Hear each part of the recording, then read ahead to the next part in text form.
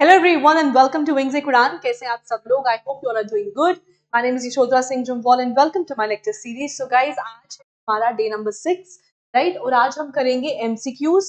कल हमने 1909 तक कवर किया था, सो आज हम 1909 से लेके 1922 का टाइम पीरियड कवर करेंगे. ठीक है, तो शुरू करते हैं with our first question, which is who advised Gandhi to travel British India to understand the country and its people? Bal Gangadhar तिलक, गोपाल कृष्ण गोखले, जवाहरलाल नेहरू या लाल लाजपत राय? तो गांधी जी अफ्रीका में थे और गांधी जी इंडिया आते हैं 9 जनवरी 1915, जिसको हम हर साल प्रवासी दिवस की तरह सेलिब्रेट करते हैं. और अगर बात करें कि what is the theme for 2025, तो इट इज डायस्पोरास कंट्रीब्यूशन टू विकसित भारत. ठीक है, ये आपका थीम है 2025 का. आप लोग 2024 का थीम भी करके जाइएगा, ठीक है, क्योंकि पुराने थीम पूछने की भी आदत है JKSSB को. सो 2024 एंड 2025 दोनों के थीम्स आपको पता होना चाहिए. और गांधी जी 1915 में आए, but he stepped into active politics only in 1917 के अराउंड उन्होंने एक्टिव पॉलिटिक्स में कदम रखा था. तो किसके एडवाइस पे? अपने political Guru which is Gopal Krishna Gokhale, उनकी एडवाइस पे उन्होंने एक साल के लिए जो है एडवाइस किया था उनको कि आप थोड़ा सा समझिए कि इंडिया की पॉलिटिक्स कैसी है. इट इज अनलाइक अफ्रीका, जहां पे आप इतना समय अपना देकर आए हैं. ठीक है, चलो next question. Where did Gandhi make his first major public appearance in India? तो याद रखिएगा कहां पे है. INC Congress session, Allahabad university, Banaras Hindu university या फिर चंपारण डिस्ट्रिक्ट. तो it is the Banaras Hindu university, जिसको जहां पे गांधी जी ने अपनी फर्स्ट पब्लिक अपीयरेंस 19 में की थी. आपको आज मैं एक होमवर्क दे रही हूं. आप मुझे बताओगे कि बनारस हिंदू यूनिवर्सिटी का पहला नाम क्या था. पहले बनारस हिंदू यूनिवर्सिटी को हम क्या बोलते थे और फिर लेटर ऑन उसको हम BHU कहते थे. ठीक है, एक हिंट दे देती हूं कि उसको बनाने वाली एनी बेसेंट. ठीक है, सो ये आपका आज का होमवर्क है जो आप मुझे कमेंट सेक्शन में बताएंगे and we will discuss that in the next class. ठीक है, चलो question number 3. Question number 3 is what led to the Ahmedabad mill strike of 1918? तो जब भी हम गांधी जी इन इंडिया पढ़ते हैं ना, तो हम गांधी जी के इनिशियल स्ट्रगल्स पढ़ते हैं, जिसको हम याद रखते हैं केक के साथ, which is Champaran, Ahmedabad and Kheda satyagraha. ठीक है, तो Ahmedabad mill strike this happened in 1917 में चंपारण, 1918 में अहमदाबाद और खेड़ा भी 1918 में ही हुआ था. तो मिल स्ट्राइक वालों को क्या प्रॉब्लम थी? मिल स्ट्राइक बेसिकली ये लोग चाहते थे कि हमको प्लेग बोनस मिलना चाहिए और हमको हमारी सैलरी में इंक्रीमेंट मिलना चाहिए 50% का. ये डिमांड थी वर्कर्स की, जबकि जो मिल के ओनर थे वो 25% तक बढ़ाने को तैयार थे. और फिर जब गांधी जी ने बात किया था मिल ओनर के साथ, फिर एक बीच का रास्ता अपनाया गया और 35 इनको प्लेग बोनस भी मिला और सैलरी में 35% का इंक्रीमेंट. ठीक है, तो इसमें से कौन सा रीजन है? Workers were demanding 50% wage hike, बिल्कुल सही, जस्ट मैंने आपको बताया. Mill owners refusing to increase wages, of course 50% वो बढ़ाने को बिल्कुल भी नहीं थे. And discontinuation of the plague bonus, तो यस ये भी सही है क्योंकि उनको प्लेग बोनस नहीं मिल रहा था. Therefore all of the above is the right answer. ठीक है, fourth. The Rowlatt Act of 1919 was primarily aimed at suppressing what? Peasant revolts, trade unions, revolutionary activities या political alliances. तो रोलैट एक्ट 1919 में आया. गांधी जी ने इस एक्ट को black act कहा था. जितने भी हमारे काउंसिल के इंडियन मेंबर्स थे, they were all against the passing of the Rowlatt Act, but क्योंकि ऑफिशियल्स की मेजोरिटी ज्यादा थी इसलिए एक्ट पास हो गया. और इस एक्ट को रोलैट एक्ट हम इसीलिए कहते हैं क्योंकि इसको पास करने वाले थे सिडनी रोलैट. जबकि इस एक्ट का ऑफिशियल नाम था एनार्कियल एंड रेवोल्यूशनरी क्राइम्स एक्ट. ठीक है, ये इसका ऑफिशियल नाम था। और इसका प्राइमरीली एम क्या था? इसका प्राइमरीली एम था रेवोल्यूशनरी एक्टिविटीज को सप्रेस करना और हमारी freedom of speech, association, assembly के ऊपर रोक लगाना। ठीक है, alright, next up question number 5। Who were the two main leaders of the All India Home Rule League? So All India Home Rule League 1916 में बनी। दो इसके इंपॉर्टेंट लीडर्स थे, एक थे बाल गंगाधर तिलक और दूसरी एनी बेसेंट। एनी बेसेंट जो है वो थियोसॉफिकल सोसाइटी के साथ भी बहुत ज्यादा इंस्पायर्ड थी और इंडिया में भी थियोसॉफिकल सोसाइटी की पूरी भागदौड़ एनी बेसेंट के हाथ में ही थी। बाल गंगाधर तिलक की अगर हम बात करें तो बाल गंगाधर तिलक के all India home rule headquarters थे वो पूना में थे, इनिशियली बेलगाम में थे, फिर पूना में शिफ्ट हो गए। और एनी बेसेंट के जो हेडक्वार्टर्स थे दे वर एट अडयार या फिर मद्रास। ठीक है, तो याद रखिएगा home rule league, Bal Gangadhar Tilak and Annie Besant were the two important leaders. और लेटर ऑन जब Gandhi ji home rule league के साथ जुड़े और फिर होम रूल लीग के प्रेसिडेंट भी बने, उसके बाद होम रूल लीग का नाम बदल के स्वराज्य सभा रख दिया गया और ये इवेंचुअली मर्ज हो गई आईएनसी के साथ। ठीक है, sixth question, but before I move forward, आप सबको बहुत बहुत मुबारक हो शब्बे बारात की। और इसीलिए विंग्स एक उड़ान सारे के सारे जेकेएसएसबी कोर्सेज के ऊपर 60% ऑफ दे रहा है। आपको इसके लिए कूपन कोड नाइट यूज करना है and you will get a flat 60% off on all our courses, JKSSB courses। ठीक है, तो आपको बहुत बहुत मुबारक हो and you can avail the offer। ठीक है, चलो आगे बढ़ते हुए, Where was Annie Besant's Home Rule League headquarters? तो अभी हमने पढ़ा कहाँ थे, बॉम्बे, मद्रास, पूना या कैलकाटा। पूना में गंगाधर तिलक के थे और एनी बेसेंट के अडयार में थे या फिर मद्रास में थे। ठीक है, all right, next up 7th, What action did the British take against Annie Besant in 1917? जैसे ही all India home rule league की पॉपुलैरिटी बढ़ने लगी, many leaders started to join the all India home rule league, तभी Annie Besant जो है वो और ज्यादा वोकल हो गई, बात करने लगी। और उससे पहले जो है अगस्त के महीने में मॉन्टेग डिक्लेरेशन हुआ जिसमें बोला कि हम आपके लिए कॉन्स्टिट्यूशनल रिफॉर्म्स लेके आने वाले हैं। ठीक है, जिसको हम अगस्त डिक्लेरेशन भी कहते हैं। और क्योंकि एनी बेसेंट फिर भी वोकल रही अपने पॉइंट्स को रखते हुए, तो ब्रिटिशर्स ने इनको जेल में बंद कर दिया। ठीक है, so she was arrested is the right answer. और इन्हीं के अरेस्ट को या फिर जिस तरीके से होम रूल लीग को ये लोग ट्रीट कर रहे थे, उसी के अरेस्ट को अपोज करते हुए सर सुब्रमण्यम अय्यर ने अपना नाइटहुड का टाइटल जो है वो रिनाउंस कर दिया, गिव अवे कर दिया। तो याद रखिएगा 1918 में sir Subramaniam Iyer give away the title of knighthood.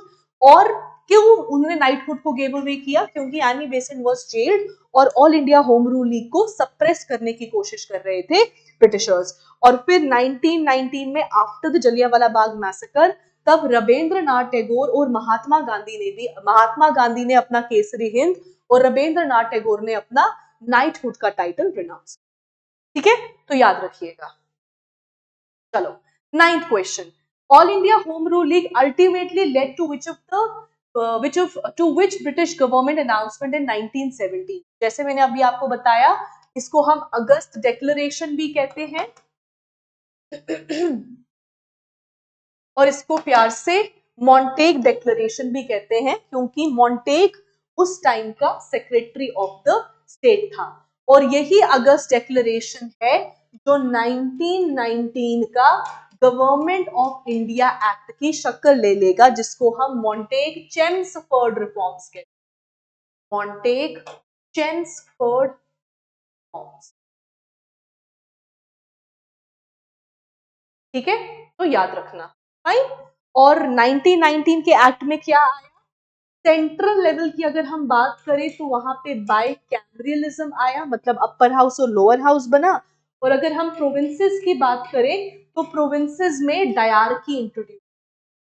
ठीक है, तो याद रखिएगा कि 1919 के एक्ट से dyarchy at the provincial level जो है वो इंट्रोड्यूस किया गया। Fine, all right, next up question number 10, the non-cooperation movement was a response to which of the following events? Simon commission, जी नहीं, साइमन कमीशन तो 1927 में अनाउंस हुआ था और 1928 बॉम्बे फरवरी में ही ये आया था इंडिया बॉम्बे में। पार्टीशन ऑफ बंगाल 1905 में हुआ था, नॉन कॉपरेशन 1920 का। फिर formation of the Indian national army नहीं, ये तो 1942 और यहाँ की बात नहीं है, अब्रॉड की बात है। तो जलियांवाला बाग मैसेकर और रोलैंड एक्ट कब आए? 1919 में आए। सो नॉन कॉपरेशन मूवमेंट किसका रिस्पॉन्स था? जलियांवाला बाग मैसेकर और रोलैंड एक्ट ऑफ 1919। ठीक है जी, ऑल राइट। सो गाइस, अगर आप में से कोई भी इस बारी का प्रिलिमिनरीज दे रहा है which is going to happen on 23rd of February this month, तो गाइस हमारा मॉक टेस्ट नंबर 2 जो है वो 16 फरवरी को है। Paper 1 which is the GS paper वो 10 बजे से लेके 12 बजे के बीच में होगा। And paper number 2 which is the qualifying paper which is C SAT वो 2 से लेके 4 के बीच में होगा हमारे जम्मू और श्रीनगर दोनों सेंटर्स पे। तो आप इन नंबर्स पे कॉल कर सकते हैं, you can get your self registered. और इसी के ही साथ जो भी आप में से जूनियर असिस्टेंट हाई कोर्ट की प्रिपरेशन कर रही हैं, उनका पेपर है, तो उनका भी मॉक टेस्ट जो है वो 16 फरवरी को ही है। ठीक है, तो नंबर्स पे कॉल करिए और अपने आप को रजिस्टर आप लोग करवा सकते हैं। और जूनियर असिस्टेंट हाई कोर्ट का मॉक टेस्ट आप online as well as offline दोनों मोड्स पे दे सकते हैं। ठीक है, all right, let's move ahead. Next is, in which of the following is not, I'll highlight the keyword, a feature of the non-cooperation movement. So non-cooperation movement 1920 से लेके 1922 तक होगा, 22 में ये खत्म हो जाएगा। Gandhi ji will take back the non-cooperation movement. तो non-cooperation movement के क्या क्या फीचर्स थे? नॉन वायलेंस होना चाहिए, बिल्कुल नॉन वायलेंस होना चाहिए। ब्रिटिश गुड्स को हमको बॉयकॉट करना है तो बिल्कुल करना है। गवर्नमेंट जॉब से रिजाइन करना है तो बिल्कुल करना है, लेकिन armed rebellion against the Britishers ये फीचर नहीं था। और इसी की वजह से ही 1922 में after the Chaura Chauri incident non cooperation movement को टेक बैक कर लिया जाएगा by Gandhi ji, because Gandhi ji was a true pacifist. वो नॉन वायलेंस के बिल्कुल खिलाफ, नॉन वायलेंस को ही सपोर्ट कर। ठीक है, 12th, what was the main reason for the withdrawal of the non-cooperation movement? Okay, Gandhi British agree to grant independence, जी नहीं, वो तो 47 में हुआ है। गांधी जी को अरेस्ट किया गया, ये रीजन नहीं है। मूवमेंट लॉस पब्लिक सपोर्ट, बिल्कुल भी नहीं। उल्टा जब नॉन कॉपरेशन मूवमेंट 22 में टेक बैक किया था तो आईएनसी में 2 विंग्स बन गए थे, no changes and pro changes के। some were of the opinion कि हमको नॉन कॉपरेशन मूवमेंट को नहीं टेक बैक करना चाहिए, और अगर हम टेक बैक कर रहे हैं तो फिर काउंसिल्स में भी एंट्री करिए। ठीक है, तो ये क्यों हुआ? क्योंकि मूवमेंट जो है वो वायलेंट हो गया था एट चौरी छोरा, या फिर जिसको हम चौरी छोरा इंसिडेंट भी प्यार से कहते हैं, 1922 फरवरी की ये बात थी। और इसी इंसिडेंट में 22 पुलिसमैन लॉस्ट देयर लाइफ, जिसके बाद गांधी जी ने कहा था कि this non cooperation movement is a Himalayan blunder, और ये मेरी गलती है क्योंकि शायद मैं ही अपने बच्चों को समझा नहीं पाया कि नॉन वायलेंस या नॉन कॉपरेशन मूवमेंट का रियल मीनिंग क्या होता है। ठीक है, चलो 13, the Akali movement in Punjab 1920 से लेकर 25 के बीच में ये चला था, was associated with which cause? Gurdwara reforms, removal of untouchability, formation of trade unions या बॉयकॉट ऑफ द इलेक्शंस? तो अकाली मूवमेंट बेसिकली हम इसको गुरुद्वारा रिफॉर्म एक्ट भी कहते हैं। तो ये बेसिकली आया था गुरुद्वारा रिफॉर्म्स के लिए, क्योंकि सिख कम्युनिटी चाहती थी कि गुरुद्वारा की जो पूरी देखरेख है it should be under the community, not under the Britishers. ठीक है, so this is the gurdwara reform act और the Akali movement. Next, who among the following did not support the boycott of the legislative council? तो जब 1922 में non cooperation movement का withdrawal हो गया, तब आईएनसी के मेंबर्स ने बोला कि भाई अब हमको लेजिस्लेटिव काउंसिल में एंट्री करना चाहिए, क्योंकि अगर काउंसिल में एंट्री नहीं करने से किसी को नुकसान है तो वो हम इंडियंस को है। जबकि ऑन दी अदर हैंड कुछ ऐसे लोग थे जो कहते थे कि नहीं, गांधी जी ने बोला है काउंसिल्स को बॉयकॉट करने का तो बॉयकॉट करने का, हम इसमें पार्टिसिपेट नहीं करने वाले हैं। तो इसीलिए याद रखिएगा, जो चाहते थे कि अब चेंज आना चाहिए and we must participate in the elections, उनको हम बोलते थे प्रो चेंजर। या फिर प्यार से उनको हम स्वराजिस्ट कहते हैं। और जो कहते थे कि नहीं ये चेंज नहीं आना चाहिए उनको बोलते थे हम नो चेंजर। ठीक है, तो प्रो चेंजर्स कौन कौन से थे? C R Das and Motilal Nehru. So who among the following did not support the boycott of the legislative councils? So who did not support? किसने support नहीं किया? So that is C.R. Das and Motilal Nehru both. But अगर आपको इन दोनों में से भी एक को चूज करना है तो हम C.R. दास को चूज करेंगे। क्यों? However मोतीलाल नेहरू भी सही आंसर है। C.R. दास को इसलिए चूज करेंगे क्योंकि ये पूरी बातचीत हुई थी 1922 के गया सेशन, और गया सेशन के प्रेसिडेंट तब चित्तरंजन दास। तो इसलिए हम इन दोनों में सिलेक्शन करना है तो सी आर दास को हम कर सकते हैं। हाउएवर मोतीलाल नेहरू भी सही आंसर है। ठीक है, और फिर इसी की वजह से 1923 में ऑल इंडिया कांग्रेस खिलाफत पार्टी बनी, विच इज द स्वराज्य पार्टी। ठीक है, तो याद रखिए। ओके, और सी आर दास किसके पॉलिटिकल गुरु हैं? नेताजी सुभाष चंद्र बोस। चलो आगे बढ़ते हुए, द इक्का मूवमेंट, इक्का मूवमेंट आपकी यूनाइटेड प्रोविंस में हुई थी और ये पीजेंट मूवमेंट। ठीक है, इसके कौन लीडर थे? जेएम सेन गुप्ता, अलूरी सीताराम राजू, मदारी पस्सी या फिर एस सत्यमूर्ति। तो याद रखिएगा इक्का मूवमेंट जिसको हम यूनिटी मूवमेंट भी कहते हैं, दैट वाज बाय मदारी पस्सी या पस्सी, however you pronounce it. All right, next up, question number 16. The Bijolia movement in Mewar was a protest against what? British rule, high tax and exploitation by Jagirs, partition of Bengal या Rowlatt Act. So Bijolia movement जो मेवाड़ में हुआ था, this was also a peasant movement और ये जमींदार के against था for high taxes and exploitation by Jagirs.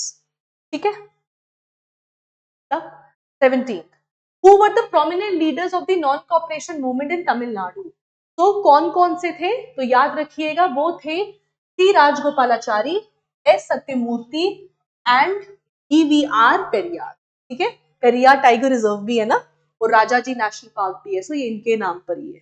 ठीक है, चलो Who were the prominent leaders of the खिलाफत मूवमेंट? सो खिलाफत मूवमेंट हुआ था after the end of the first world war, और फर्स्ट वर्ल्ड वॉर के बाद जो ब्रिटिशर्स चाहते थे कि जो टर्की में जो खलीफा बैठे हैं या कैलिफ बैठे हैं उनको डिसमेंटल कर दिया जाए या वो पोस्ट हटा दिया जाए, और उसी के खिलाफ खिलाफत मूवमेंट जो है वो इंडिया में स्टार्ट हुई थी। 1919 में खिलाफत मूवमेंट, खिलाफत कमेटी बनी थी बाय मोहम्मद अली एंड शौकत अली, और इसको Abul Kalam Azad is also one of the followers. ठीक है, so Mohammad Ali, Shaukat Ali and Abul Kalam Azad are the prominent leaders of the Khilafat movement, और फिर लेटर ऑन खिलाफत मूवमेंट को ज्वाइन किया था महात्मा गांधी।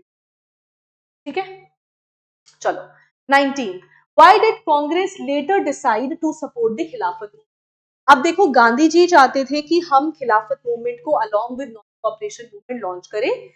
क्यों? क्योंकि गांधी जी कहते थे कि ये सबसे बेस्ट अपॉर्चुनिटी है to get Hindus and Muslims back together, जैसे रिवोल्ट ऑफ 1857 में हुआ था। However leaders like Jawaharlal Nehru, वो उनका ये मानना था कि religion should be completely away from politics. ठीक है, लेकिन ऑब्वियसली गांधी जी की बात मानी गई, और क्यों? क्योंकि ये बेस्ट अपॉर्चुनिटी थी to unite Hindus and Muslims against the British rule in India. Right? चलो, next up. In which place did the entire population refuse to pay taxes and vacate the town during the non-cooperation movement? Raebareli, Bijolia, Chirala Perala या मिदनापुर? तो याद रखिएगा ये भी आपका एक peasant revolt था, और ये कहां पे हुआ? चिराला पिराला में। फाइन, तो गाइज ये थे हमारे आज के 20 MCQs. I hope you enjoyed the session. अगर आपने एंजॉय किया है ये सेशन तो do give a thumbs up to the session, और लाइक जरूर करिएगा session, and please leave a beautiful comment, क्योंकि आपके कमेंट्स बहुत मैटर करते हैं हमारे लिए। और कल का अगर मैं आपको बताऊं डे 7 में हम लोग क्या करने वाले हैं, तो हम लोग कवर करेंगे फ्रॉम 1923 टू 1935। ठीक है, so see you guys tomorrow, and do like, do share and do subscribe if you haven't subscribed to us yet. Thank you and have a nice day.